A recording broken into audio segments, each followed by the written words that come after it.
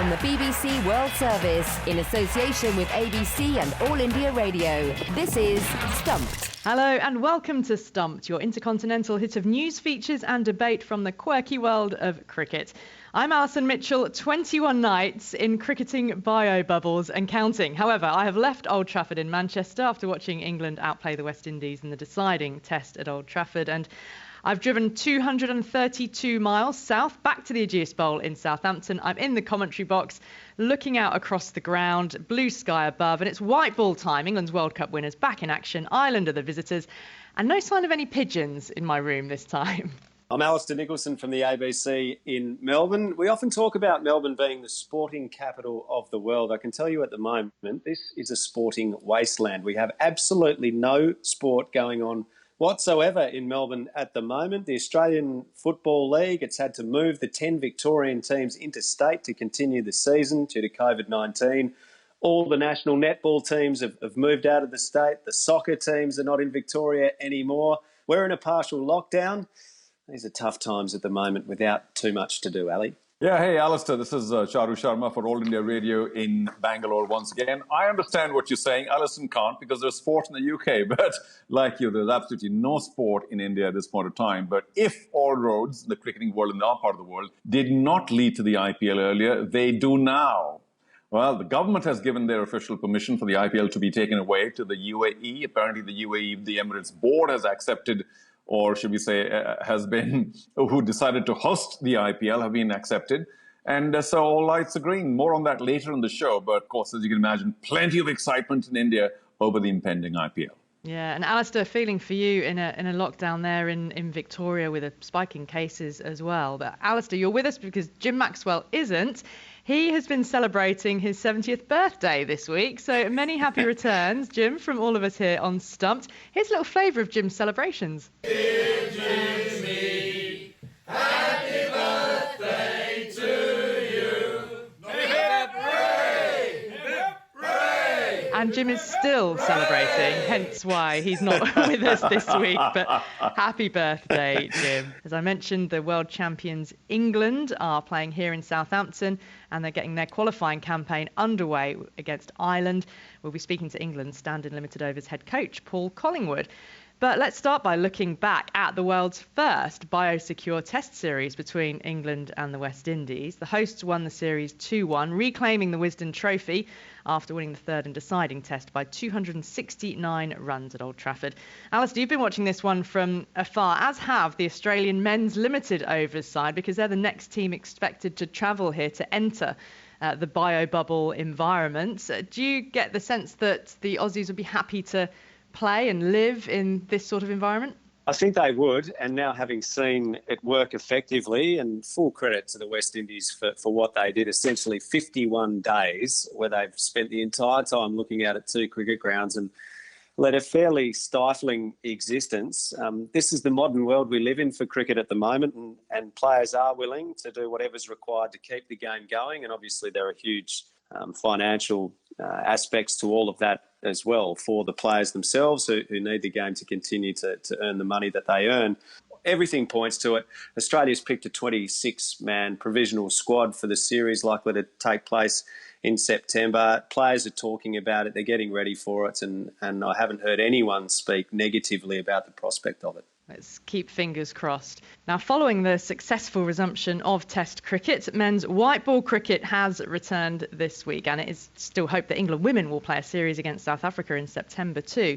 As mentioned, I am in Southampton for the first of a three-match men's series between world champions England and Ireland, and it kicks off the inaugural ICC World Cup Super League, the qualification process for the next 50-over Men's World Cup in India in October-November 2023. Now, this league will feature the 12 test-playing nations, plus the Netherlands, who qualified by winning the World Cricket Super League between 2015 and 2017. Now, each side will play 4 home and 4 away series of 3 matches each. Points are won, and the top 7 teams in the league table automatically qualify for the World Cup. The remaining 4 drop into the World Cup qualifying tournament with other lower-ranked nations, which is something the West Indies had to do in qualifying for the last World Cup in England, if you remember, and only narrowly beat Scotland due to rain and the Duckworth-Lewis turn. Now, last week, the ICC moved the World Cup tournament from its February-March slot to that October-November window in order to find enough time for all the series that have already been cancelled due to the pandemic. So the league finally brings some context to ODI cricket, and World Cup qualification amongst the top nations is democratic now. You play for your place, every series counts, except when you're the host, and then you qualify automatically. So, Charu, that means India don't have to win any games at all. Of course, they'll want to, but could make for some interesting games at the pointy end of qualification. What do you make of the new format? Are you a fan of the process? Well, I'm not resistant to change, I must admit. I'm all for change, but no. I mean, in simple terms, no. I mean, some people are calling it complicated. I don't think it's complicated because it's a relatively easy kind of, system to follow. It's just that there will be an awful lot of series and matches for the next 2 or 3 years till the qualification is complete.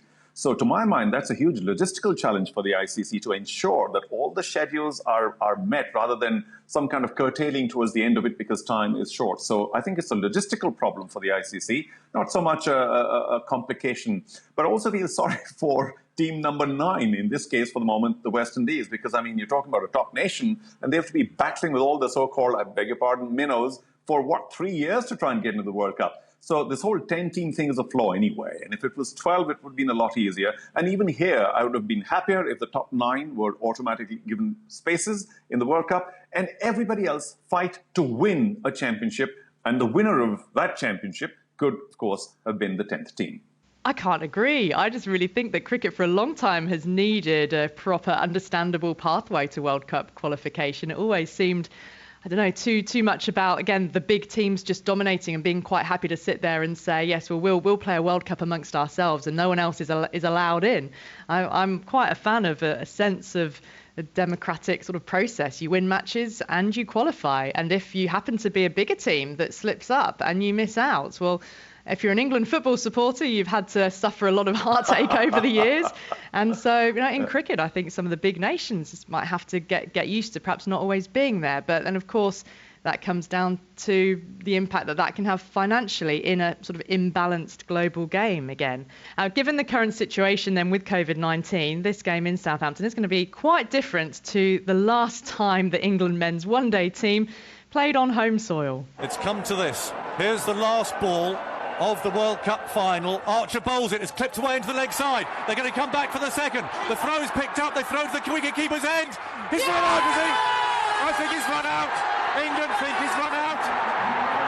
England are convinced he's been run out. Here's the replay. Wait for the cheer. We're watching Butler gather the ball. He's got a bit of work to do to take it to the stumps. Wait now, listen. That tells you that England have won the World Cup. That was 382 days ago. England winning their maiden 50-over World Cup in front of 30,000 adoring fans at Lord's. England's men now start their journey for the next tournament behind closed doors in this bio bubble. And I'm delighted to say that we're joined now, probably just a floor below me, I reckon, in this hotel by England's stand-in limited overs head coach, Paul Collingwood. How are you doing, Paul? How are you finding the environment? Yeah, it's been really good. We've had 24 players in right from the start. So some of the work we've been able to do with them has been exceptional. And to see the next group of players that have coming through, to see the skill level on those guys as well, which has been fantastic. So we've got great facilities here in Hampshire. Obviously, we've got the hotel on the ground, and then the actual facilities themselves of the training facilities have been brilliant, and it's been perfect. All the players have been happy that they've got enough time with the coaches, and everyone's raring to go. Hi, Paul. This is Charu Sharma on behalf of All India Radio. Thanks for joining us again. I'm sure you know everything there is to know about this new ODI Super League. So your thoughts on whether it will draw more focus or more relevance on ODIs? Well, I tell you what, you think I don't know everything about it. I don't. I've certainly read it on the internet, and but at this moment in time, we are literally just wanting to win, like we have in the past, as many games as we possibly can, and hopefully that'll put us in a good position in the league without looking too far ahead. We're not going to judge this league too early, and we'll just see how it goes. But our main focus, as usual, is on winning games of cricket and developing the new faces in the team. Paul Collingwood's with us, Alister Nicholson here in Melbourne, Paul. Obviously, winning the World Cup and doing it on home soil, it was an enormous goal that England achieved. How do you now ensure that you keep your momentum going in 50-over cricket? The simple thing is, in the past, if we've had these kind of World Cup wins in 2010 and doing well, we've actually seemed to have had kind of a mass exodus of players, or you've got a new coach that comes in and different ideas. Now, I think the challenge now is to continue with that same approach and not just continue from the very top, but filter it all down to the next level, so down to county cricket, and really gets the competition for places and the skill level and that really aggressive approach we have in our cricket filtered down to into our system. And I think that's what's going to really press the players that are playing at this current moment. So we're not standing still. As a team, you've always got to move forward. And if we can have those same approaches that we've had over the last 4 years, which have proven to work, and continue to do that rather than falling off an edge like we have in the past, then hopefully that's still going to put teams under a serious amount of pressure.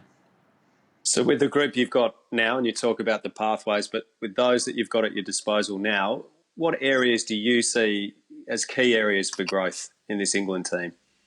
Well, the great thing is about this group is they're still quite young. And, as I said in the past, whenever you've had World Cups, you seem to have a mass exodus of players, and you've got to almost kind of restart. The more these guys play cricket at this kind of intensity, the more they'll learn. And the experience comes into it, the skill level keeps growing, and they know that a strategy like this works. So it's building the belief, it's building that strategy, and also trying to build a squad that if you do have injuries along the way, that person can come in and that they're going to have the same effect as that injured person. So being able to build a big squad of players who are skillful enough but brave enough to use that approach is going to be crucial moving forward. Paul, especially in these post-COVID times, and who alone knows how long this is all going to last. I mean, the teams do have to be split into different bio bubbles. So do you think it's going to be a little more difficult for players to play multi-format cricket now because of just this disbursement?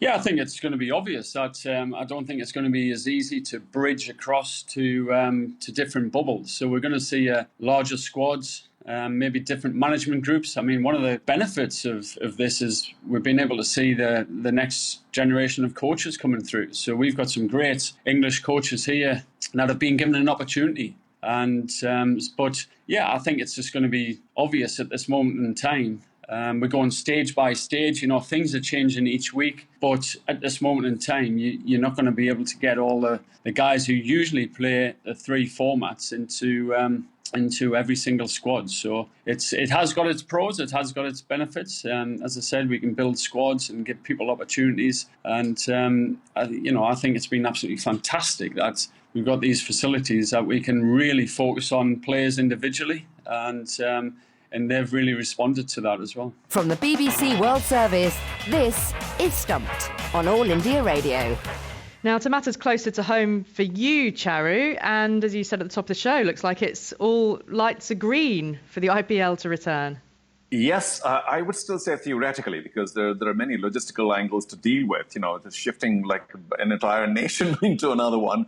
I think that the hosting in the UAE should not be too much of a problem. They've got fabulous hotels. They've got 3 grounds that can obviously be pressed into service, and distances are not a major concern. I'm sure the bio bubbles are not too difficult in the UAE.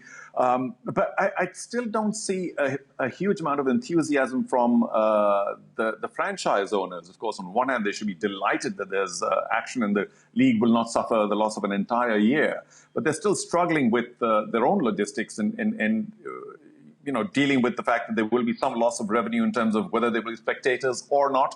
But I just think overall, not bad for the cricket scenario, because it's a huge commercial giant, the IPL.